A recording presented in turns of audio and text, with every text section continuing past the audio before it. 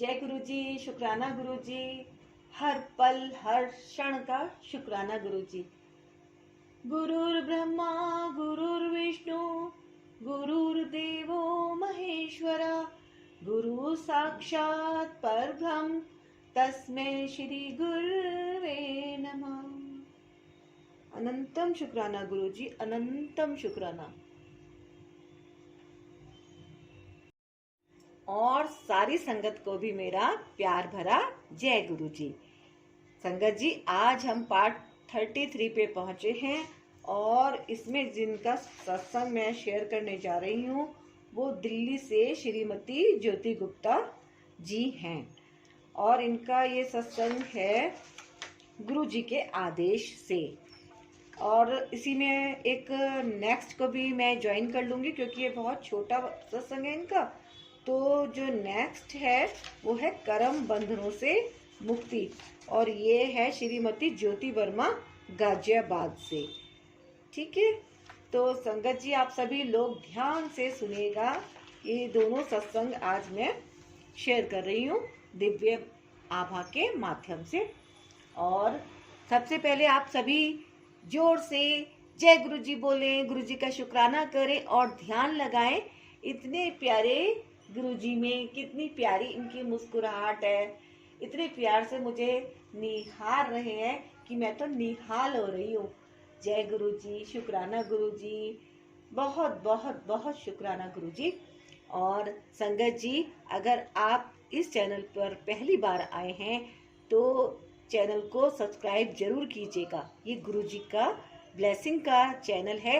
ये जहाँ जहाँ भी आप इसको पहुँचाएंगे वीडियो को, गुरु जी की ब्लेसिंग आपके माध्यम से वहाँ वहाँ अवश्य पहुँचेगी और आपको भी इसका डबल डबल पुण्य लाभ मिलेगा। क्योंकि हमारे को इतना स्वार्थी नहीं होना है कि हम सिर्फ खुद का ही भला करें, हमें औरों का भी भला करना है। जब हम दूसरों को ब्लेसिंग देते हैं तो हमें भी ब्लेसिंग ही मिलती है ना। तो गुरु जी के माध्यम से जन जन का कल्याण हो, ऐसी हमारी कोशिश होनी चाहिए, ऐसा हमारा प्रयास होना चाहिए।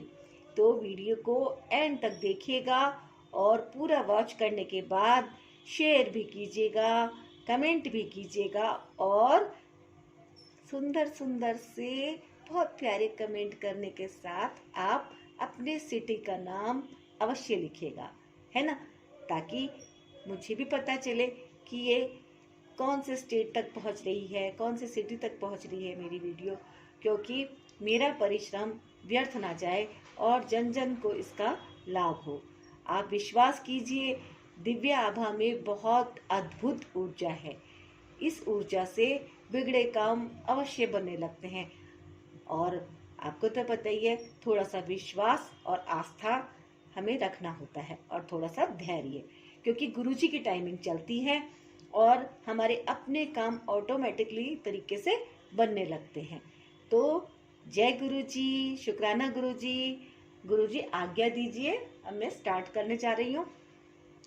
ओम नमः शिवाय शिव जी सदा साय, ओम नमः शिवाय गुरु जी सदा साय, ओम नमः शिवाय शिव जी सदा साय, ओम नमः शिवाय गुरु जी सदा साय, ओम नमः शिवाय शिव जी सदा साय, ओम नमः शिवाय गुरु जी सदा सहाय। तो गुरु जी के आदेश से मैं किसी ऐसे गुप्त रोग से पीड़ित थी जिसका उपचार नहीं हो पा रहा था। सब प्रसिद्ध चिकित्सालयों, इंद्रप्रस्थ, अपोलो, मैक्स, एम्स आदि में मेरे अनेक परीक्षण हो चुके थे, किंतु किसी रोग का प्रमाण नहीं मिल रहा था। मैंने लगातार गुरु जी के पास आना प्रारंभ कर दिया। गुरु जी ने मुझे बड़े मंदिर में सेवा करने को कहा। मैंने उनकी आज्ञा का पालन किया। 4-5 दिन पश्चात जब मैं चिकित्सक के पास गई तो रोग का निदान हो गया। वह गंभीर प्रकार का रक्त संक्रमण था। चिकित्सक ने मुझे चेतावनी दी कि उपचार लंबा और पीड़ादायक होगा, परंतु गुरुजी को यह स्वीकार नहीं था कि उनके भक्त को इतने कष्ट उठाने पड़े। मुझे चिकित्सालय में प्रविष्ट करके उपचार प्रारंभ किया गया, परंतु 4 दिन के पश्चात ही मुझे वहां से मुक्ति भी मिल गई। मुझे औषधि लेने को कहा गया। अब मैं स्वस्थ सा आनंद हूँ। ऐसी कृपा असाधारण नहीं है। जब भी गुरुजी कुछ निर्देश दें तो उसका अक्षरश पालन हो उसका तर्क नहीं ढूंढना चाहिए। उनका आदेश भक्त के लिए उनका आशीर्वाद है और वह उसके लाभ के लिए है। गुरु जी को धन, उपहार या प्रसन्न करने वाले भाव पसंद नहीं है। वह केवल सच्चे प्रेम से प्रसन्न होते हैं। ऐसा प्रेम जिसमें कोई आशा ना हो, कोई प्रतिबंध नहीं हो, कोई शर्त ना हो और ना जो गुरु जी को कहा स्वीकार करे और जो गुरु जी का कहा स्वीकार करे। विश्व में कहीं भी हर समय वह सदा साथ हैं और सच्चे प्रेम का प्रतिदान करते हैं। उनको केवल प्रेम से स्मरण करने की आवश्यकता है। श्रीमती ज्योति गुप्ता, दिल्ली। तो संगत जी देखो, आपने सुना इनका सत्संग, कितनी प्यारी प्यारी इन्होंने बातें कही हैं कि गुरु जी को धन, उपहार या प्रसन्न करने वाले भाव पसंद नहीं है। वे केवल सच्चे प्रेम से प्रसन्न होते हैं, है ना। और इसमें तर्क भी नहीं ढूंढना चाहिए और जब भी गुरु जी कुछ निर्देश दें तो उसका अक्षरश पालन हो, है ना। तो मुझे भी ये गुरु जी के द्वारा जो आदेश मिला कि मैं इस दिव्य आभा को पढ़ूं, मैं उसका पालन कर रही हूँ और पूरी श्रद्धा के साथ मैं दिव्य आभा का पाठ कर रही हूँ, ताकि सबके पास ये पूरा सुविधा अनुसार पाठ वाइज पहुंचे और सब अपने कंफर्ट के अनुसार इसको सुन भी सकें। तो संगत जी, आप इसे प्रस्तावना से ही सुनिएगा, पूरा का पूरा जरूर सुनिएगा। और अगर आप अभी जुड़ रहे हैं, आपका पहला एपिसोड है, तो आप इसे सुनिएगा और आप नोट कर लीजिएगा ताकि आपका कहीं से मिस ना हो, स्किप ना हो। अगर आगे पीछे हो जाते हैं पाठ तो उसकी कोई आप टेंशन मत लीजिएगा, लेकिन बस ये नोट करते जाइएगा ताकि आपके जितने भी सत्संग है वो कम से कम पूरे हो जाए। जैसे प्रस्तावना आपने सुन लिया, 1 2 3 4 सुन लिया, या पहले आपने 9 10 11 12 सुन लिया, उसके बाद आपने 1 2 3 4, वो अपने आप कंफर्ट के हिसाब से आप कैसे भी सुन लीजिएगा। एक बार इसका एक भी पार्ट मिस ना हो, पूरी आप कंप्लीट जरूर कीजिएगा इसको, है ना संगत जी। तो क्योंकि अगर आप ये अब 33 पार्ट सुन रहे हैं तो आपके जो पीछे के छूट गए हैं उनको आप कैसे कंटिन्यू करेंगे, उनको आप अपने सुविधा अनुसार कंटिन्यू कर लीजिएगा। आपको जो भी उसमें से पसंद आ रहा है, सपोज आपको 28 पसंद आ रहा है तो आप 28 सुनिएगा, आपको 19 पसंद आ रहा है तो आप पहले 19 सुन लिएगा। तो जो भी आपको अपने कंफर्ट के अनुसार पसंद है आप उसको पहले सुन लेगा। एक डायरी में आप मेंटेन कर लीजिएगा कि आपने वो पार्ट सारे सुनने हैं। आगे पीछे का कोई टेंशन मत लीजिएगा, बस आप सुन लीजिएगा, ठीक है। तो बस आपके मन को बहुत शांति मिलेगी, बहुत पॉजिटिव ऊर्जा मिलेगी और बहुत ये गुरुजी आपका कल्याण करेंगे। ऐसा ही भगवान जी का निर्देश है, ऐसा ही गुरुजी का निर्देश है। मैं इसका पालन कर रही हूँ, आप भी कीजिए। तो अब मैं नेक्स्ट पढ़ रही हूँ पार्ट 33 चल रहा है, कर्म बंधनों से मुक्ति। तो ये जो कर्म बंधनों से मुक्ति है ये गाजियाबाद से है, श्रीमती ज्योति वर्मा। आप इनके सत्संग को भी पूरा मन लगाकर ध्यान से सुनिए। संगत जी, मैं यहाँ पे फ्रंट में इसीलिए नहीं आ रही हूँ ताकि आप गुरु जी का पूर्ण दर्शन लाभ ले सके, है ना। क्योंकि अगर मैं बीच में आ जाऊंगी तो फिर वो कनेक्शन आपका डायरेक्ट उनके साथ बनने में दुविधा होगी। तो इसलिए मैं चाहती थी कि गुरुजी आपको पूरी ब्लेसिंग दें, आप गुरुजी के साथ एक डायरेक्ट कनेक्शन बनाएं। तो मैं साइड से इसलिए खड़ी हो गई हूँ, मैं तो यहाँ से भी पढ़ लूंगी, है ना। तो गुरुजी की जैसी आज्ञा है, उन्होंने ऐसा ही सोचा है कि मैं ऐसे ही पढ़ूं, तो मैं भी गुरुजी को वैसे ही पढ़ के सुना रही हूँ जैसे कि उन्होंने मेरे को बोला। तो वो भी सुन रहे हैं और आप भी सुन रहे हैं, दोनों ही सुन रहे हैं। इस वक्त गुरुजी यहाँ पे खुद प्रेजेंट है, पूरा वातावरण बहुत अलौकिक है, बहुत ही आनंदमय है।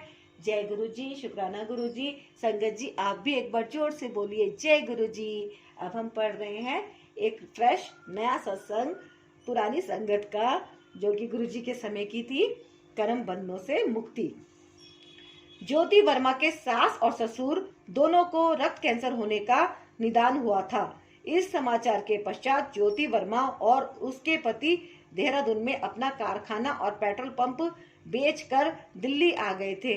संगत जी, ये सत्संग में आपको यहाँ पे थोड़ा सा गुरुजी की आज्ञा हुई है कि बता दूं कि मैं भी देहरादून से ही हूँ और ये देहरादून का ही सत्संग है। तो मैं बहुत खुश हूँ कि देहरादून का सत्संग है। देहरादून की तुलना में दिल्ली में रहना अधिक महंगा था। वर्मा परिवार में उनके 2 बच्चों के अलावा उनके माता पिता भी थे। उन्हें लगता था कि यहाँ पर वह कभी भी सुख और समृद्ध जीवन व्यतीत नहीं कर पाएंगे। उन्हें प्रतीत होता था कि कर्मों के बंधनों में जकड़े हुए हम सब किसी अंतहीन अंधेरी गुफा में फंसे हुए बिना किसी दिशा के चक्कर काट रहे हैं। कर्मों के चक्र उन्हें घुमा रहे हैं। नव जीवन पुनः आरंभ करने के लिए उन्होंने किसी अन्य छोटे शहर में रहने का निश्चय कर लिया था। यहाँ तक कि देहरादून से आने के बाद उन्होंने अपना सामान भी नहीं खोला था। फिर एक मित्र के कहने पर, जिसकी बेटी के विवाह में वह गए थे, वे गुरुजी के पास पहुंचे। अगले दिन वे एम्पायर स्टेट आए और उन्होंने घंटों बैठकर गुरुजी का आशीर्वाद प्राप्त किया। उनकी आर्थिक चिंताएं इतनी अधिक थी कि गुरुजी के यहाँ आते हुए ज्योति ने अपने पति को कहा कि प्रतिदिन 500 रुपए का पेट्रोल व्यय कर गुरुजी के पास आने का तात्पर्य समझ नहीं आ रहा था, वरना वर्मा परिवार गाजियाबाद से एम्पायर स्टेट आते थे, जिसकी दूरी कम नहीं है। उन दिनों 7 दिन संगत होती थी और वे वहां पर जैसे खींचे चले आते थे। उन्हें अचानक आश्चर्य हुआ जब सब व्यथाएं धीरे धीरे दूर होने लगी। गुरुजी के निर्देशन में कर्मों की कसी हुई रस्सियां ढीली हो रही थी। शीघ्र ही उन्होंने बैक्स्टर हेल्थ केयर नामक कंपनी का मानव रक्त से निर्मित शीरा द्वारा दिया जाने वाला एक विशेष तरल पदार्थ आयात कर बेचना आरंभ कर दिया।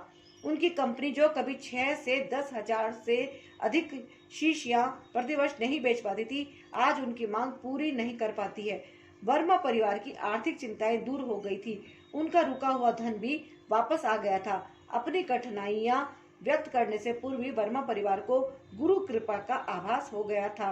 गुरुजी के पास जाते हुए वह दोनों यही वाद विवाद करते रहते थे कि गुरुजी को अपने कष्टों के बारे में बताया जाए या नहीं, परंतु गुरुजी ने उनके कहे बिना ही उनकी यह पहेली हल कर दी थी। इस बीच में ज्योति वर्मा के ससुर के स्वास्थ्य में भी परिवर्तन आया। एक दिन कीमोथेरेपी करते हुए उन्हें मृत घोषित कर दिया गया। उनकी जेब में सदा गुरुजी का चित्र रहता था। उन्हें न केवल नव जीवन मिला, वे रोग मुक्त भी हो गए। इसके बाद उन्होंने कभी कैंसर का उपचार नहीं करवाया। अपने अनूठे तरीके से गुरुजी ने उनके पति की भी जीवन रक्षा करी। एक बार उन्होंने संगत से आज्ञा लेते समय उनके पति को बैठने को कहा। 5 मिनट के उपरांत उन्होंने जाने की आज्ञा भी दे दी। किसी को समझ नहीं आया कि गुरुजी ने ऐसा क्यों किया, पर वर्मा परिवार को शीघ्र ही इसका कारण पता चल गया। मार्ग में उन्होंने कुछ ही देर पहले हुई एक भयंकर दुर्घटना देखी। यदि गुरुजी ने उनका निकलना नहीं रोका होता तो उनका भी संभवतः यही परिणाम होना था। गुरुजी की कृपा ज्योति के संबंधियों पर भी हुई है। शरीर के मेरुदंड में एक चक्र के हिलने से उनके पति शैया पर थे। 1.5 माह तक गुरुजी ने उनके बारे में पूछा भी नहीं। फिर अचानक एक दिन उन्होंने उन्हें हल्दी वाला दूध पिलाने को कहा। उसे पीकर वे स्वस्थ हो गए। ज्योति के एक घनिष्ठ संबंधी जो लखनऊ स्थित हिंदुस्तान एरोनॉटिक लिमिटेड में एक वरिष्ठ अधिकारी थे की विचित्र समस्या थी। उनकी अपने वरिष्ठ अधिकारी से अनबन थी और उस अधिकारी ने उनकी पदोन्नति रोकी हुई थी। उन्होंने मन ही मन पद त्यागने का निश्चय कर लिया था, परंतु गुरुजी की दया से उनकी पदोन्नति हुई और हैदराबाद स्थानांतरण हो गया। चेन्नई में वह अपने साक्षात्कार के उपरांत उन्होंने स्वयं कहा था कि उनकी पदोन्नति असंभव है। आज वह भी प्रसन्न है और कुछ बड़े विभागों का कार्य संभाले हुए हैं। जय गुरुजी। शुक्राना गुरुजी। गुरुजी के संरक्षण में गुरुजी अपने भक्तों को प्रतिकूल परिस्थितियों से भी बचाते हैं। वर्मा जी के कारखाने में 18-20 फुट गहरे एक विशाल भूमिगत जलाशय का निर्माण हो रहा था, जिसमें 20-25 श्रमिक काम कर रहे थे। अचानक उसमें एक बड़ा पत्थर गिरा और सब श्रमिक खतरे को भांपते हुए बाहर आ गए। जैसे अंतिम मजदूर बाहर निकला, उसकी 18 फुट ऊंची और 65 फुट लंबी दीवार ढह गई। किसी को चोट नहीं आई, यहाँ तक कि एक शिशु की जान भी बच गई। क्या यह गुरुजी की दया के अन्यथा संभव था? एक और संदर्भ, ज्योति की बहन के विवाह को 7 वर्ष हो गए थे और वह उदरशूल से पीड़ित थी। उसका उपचार हो चुका था, यहाँ तक कि शल्य क्रिया भी हुई थी, परंतु रोग वैसा ही बना हुआ था। उसके परिवार वाले ज्योतिषियों और तांत्रिकों के चक्कर में लग चुके थे, जिन्होंने कुछ असफल उपाय किए थे। ज्योति ने जब गुरुजी को इस बारे में बताया तो उन्होंने उसे अभिमंत्रित ताम्र लोटे से जल पीने को कहा। गुरुजी के निर्देश का पालन करके वह स्वस्थ हो गई। खोया हुआ बेटा घर लौट आया। ज्योति के घर में काम करने वाली का 11 वर्षीय बेटा खो गया था। वे दिल्ली एक माह पूर्व ही गांव से आए थे और यहाँ के बारे में कुछ भी पता नहीं था।